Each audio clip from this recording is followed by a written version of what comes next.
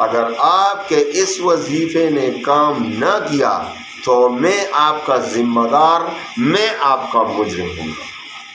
آپ نے نہیں دیکھا، اللہ کی قسم سورہ توبہ کی آخری دو آیات بہت بڑا خزانہ ہے، بہت بڑا خزانہ بھی ناممکن حاجت بھی ہوگا، ناممکن حاجت بھی انشاءاللہ العزیز پوری ہو جائے گی۔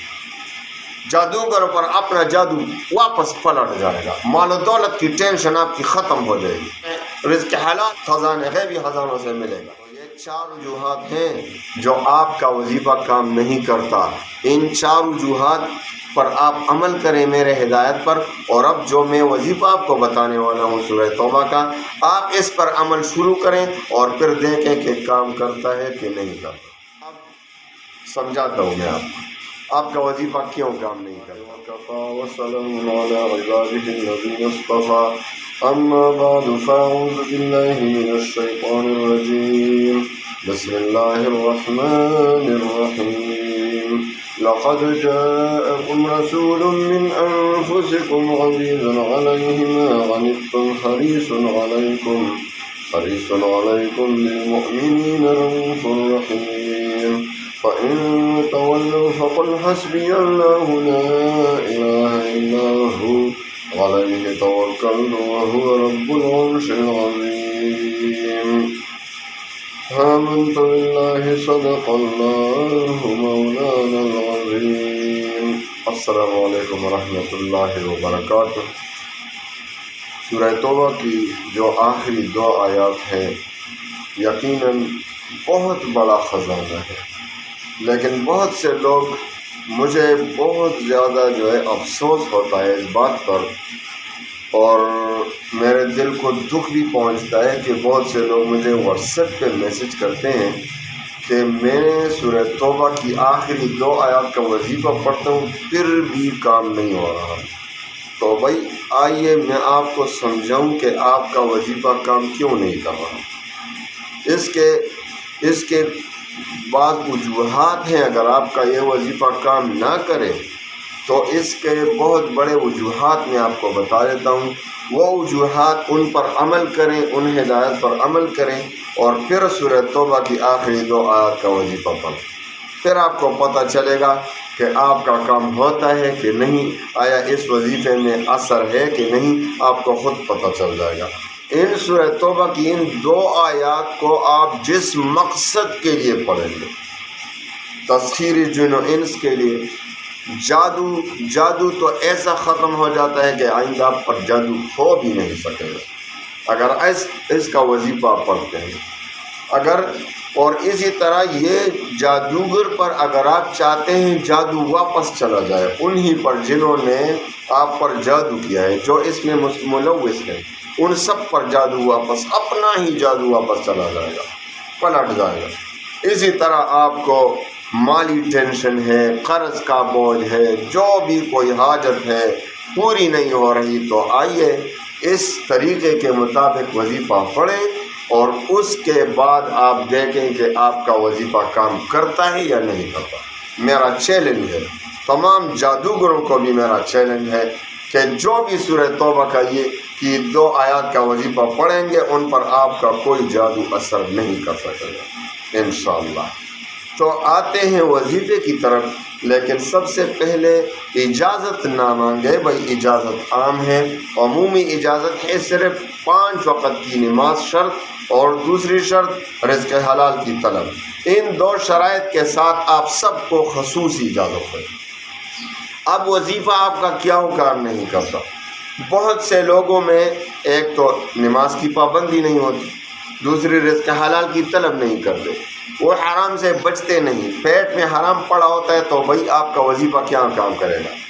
کبھی بھی آپ کا وظیفہ کام نہیں کرے گا جب تک آپ حرام سے نہیں بچیں گے، جب تک 5 وقت کی نماز کے پابند نہیں ہوں گے۔ اب تیسری بات، وظیفے کے قبول نہ ہونے کی تیسری بات جو آپ کی شکایت ہے کہ وظیفہ کام نہیں کرتا، اللہ تعالیٰ پر مکمل کامل اعتماد۔ آپ وظیفہ پڑھتے ہیں تو اللہ پر یقین کامل رکھیں کہ اللہ میرا یہ وظیفہ، میری یہ دعا ضرور قبول کرے۔ حدیث قدسی میں ہے کہ محمد مصطفیٰ صلی اللہ علیہ وسلم فرماتے ہیں کہ اللہ تعالیٰ فرماتے ہیں کہ میں اپنے بندوں کے ساتھ، اپنے بندے کے ساتھ اس کے گمان کے مطابق ہی معاملہ فرماتا ہوں. یعنی جس طرح اس کا، اللہ فرماتے ہیں کہ جس طرح اس کا مجھ پر گمان ہوگا میں اسی کے مطابق اس کے ساتھ معاملہ فرماؤں گا. اب سمجھاتا ہوں میں آپ کا وظیفہ کیوں کام نہیں کرتا. وظیفہ دعا ایسی طریقے سے پڑھیں گے کہ اللہ پر اعتماد کامل ہو، یقین کامل ہو، عاجزی کے ساتھ مانگیں. اور آپ کو یقین ہے، دیکھو ایک شخص ہے جس کو یقین ہے کہ میرا وظیفہ اللہ قبول کرے گا، اللہ بہت مہربان ہے، اللہ تعالیٰ پر اعتماد کامل ہے، بھروسہ کامل ہے، اللہ تعالیٰ پر مکمل یقین ہے کہ وہ میری دعا کو رد نہیں کرے گا، تو اللہ تعالیٰ اسی کے مطابق اس کے ساتھ معاملہ فرماتا ہے اور اس کا وظیفہ، اس کی دعا قبول ہو جاتی ہے. دوسرا شخص جو وظیفہ پڑھتا ہے یا دعا کرتا ہے لیکن اللہ پر اس کو شک ہو رہا ہے کہ بھائی پتہ نہیں میرا وظیفہ کام بھی کرے گا کہ نہیں، مجھے تو پہلے ہی پتہ ہے یار وظیفہ کام نہیں کرتا ہے، ویسے پڑھ لیتا ہوں، یہ بھی پڑھ لیتا ہوں، چلو اتنے وظائف پڑھے ہیں، اتنی دعائیں مانگی گئیں، یہ اور ایک اور صحیح. تو مجھے بتاؤ جب وہ اس عقیدے کے ساتھ وظیفہ پڑھے گا، دعا کرے گا تو کیوں کر قبول ہو سکتے ہیں؟ کیونکہ اس کو اللہ پر شک ہو رہا ہے. اللہ نہ کرے. تو جس کو اللہ پر شک ہو رہا ہے اللہ تعالیٰ اسی کے مطابق اس کے ساتھ معاملہ فرماتے ہیں حدیث قدسی کے مطابق. تو آپ کے وظیفہ جو کام نہیں کرتا اس کی سب سے بڑی وجہ یہ بھی ہے. دوسری وجہ، چوتھی وجہ، 4 وجوہات میں آپ کو بتا دیتا ہوں. چوتھی وجہ یہ ہے کہ آپ کے وظیفے کا جو تلفظ ہے وہ ٹھیک نہیں. اب دیکھو سورہ توبہ کی یہ 2 آیات ہیں. ایک بات ایک اور بھی ذہن نشین کر لیں. بہت سے لوگ میں نے جو وظیفہ دیا تھا پہلے سورہ توبہ کا، تو ایک نے مجھے کمنٹ کیا تھا، بعض نے واٹس ایپ پہ مجھے میسج کیا تھا کہ سورہ توبہ کی 2 آیات سے پہلے بسم اللہ نہیں پڑھنا چاہیے. تو میرے بھائیوں، میری بہنوں، آپ یاد رکھیں، مسئلے کو سمجھا کریں. سورہ توبہ کی 2 آیات آپ اس وقت اس سے پہلے کلمہ بسم اللہ نہیں پڑھیں گے جب آپ قرآن مجید میں تلاوت کر رہے ہیں اور تلاوت کے دوران سورہ توبہ کی صورت آ جائے. اس وقت آپ نے بسم اللہ نہیں پڑھنی ہے کیونکہ اس میں پہلے بسم اللہ لکھی بھی نہیں ہوئی ہے. لیکن آپ جب شروع ہی اس آیت سے یا سورہ توبہ مثال کے طور پر آپ نے قرآن مجید اٹھایا اور آپ شروع میں ہی سورہ توبہ کی تلاوت کرنا چاہتے ہیں تو اس وقت حکم یہ ہے کہ آپ اعوذ باللہ بسم اللہ پڑھیں، کیونکہ قرآن شروع کرنے سے پہلے بسم اللہ پڑھنی ہے، لازمی ہے. اعوذ باللہ بسم اللہ پڑھیں گے اور اعوذ باللہ بسم اللہ پڑھنا پڑے گا آپ کو. جب آپ قرآن کو جاری رکھتے ہوئے سورہ توبہ آ جائے تو اس وقت نہیں پڑھیں گے.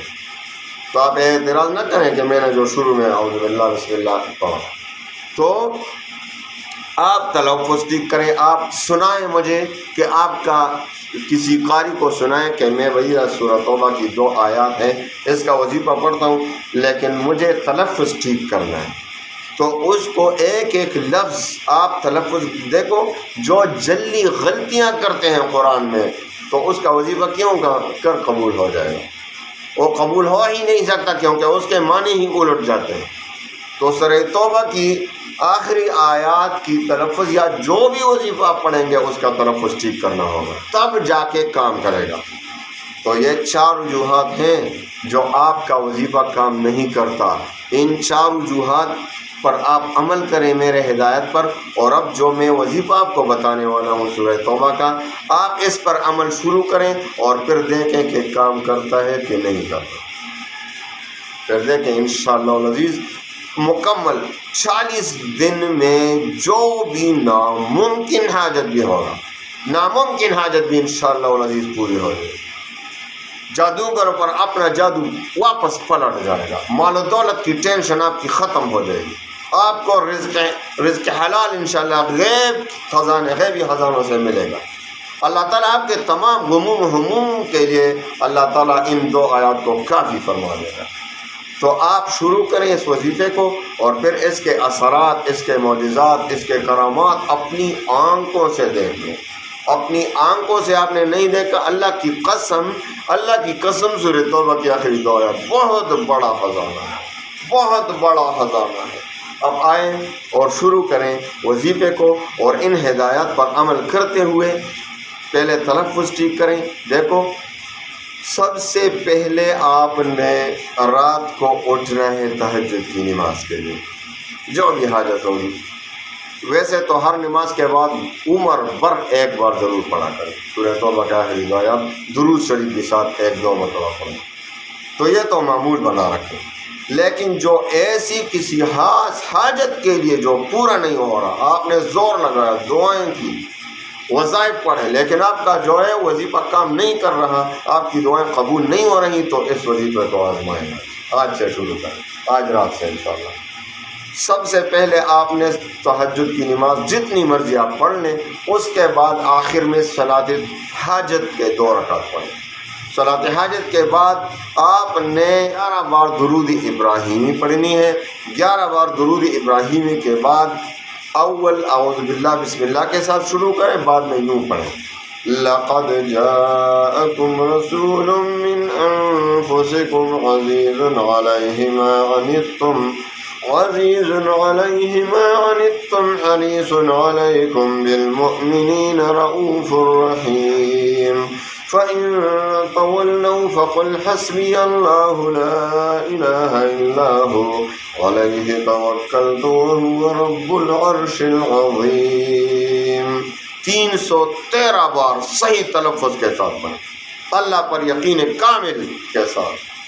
313 بار پڑھنے کے بعد پھر آخر میں 11 بار درود ابراہیمی پڑھیں، اور خوب گڑ گڑا کر اپنے اللہ سے، اپنے رب سے دعائیں مانگے، اپنی حاجت مانگے۔ انشاءاللہ 40 دن مسلسل اس پر عمل کریں۔ اگر آپ کے اس وظیفے نے کام نہ کیا تو میں آپ کا ذمہ دار، میں آپ کا مجرم ہوں گا۔ اس کے مطابق آپ عمل کریں، انشاءاللہ العزیز ضرور آپ کی حاجت پوری ہوگی، آپ کا ٹینشن ختم ہوگا، آپ کی پریشانی ختم ہوگی، اور آپ کی حاجت پوری ہو جائے گی۔ اللہ تعالیٰ تمام مسلمانوں کو اس پر عمل کرنے کی توفیق دے۔ اللہ تعالیٰ تمام مسلمانوں کو اس غیبی خزانہ، اس عظیم خزانے سے فائدہ اٹھانے کی توفیق عنایت فرمائے۔ وآخر دعوانا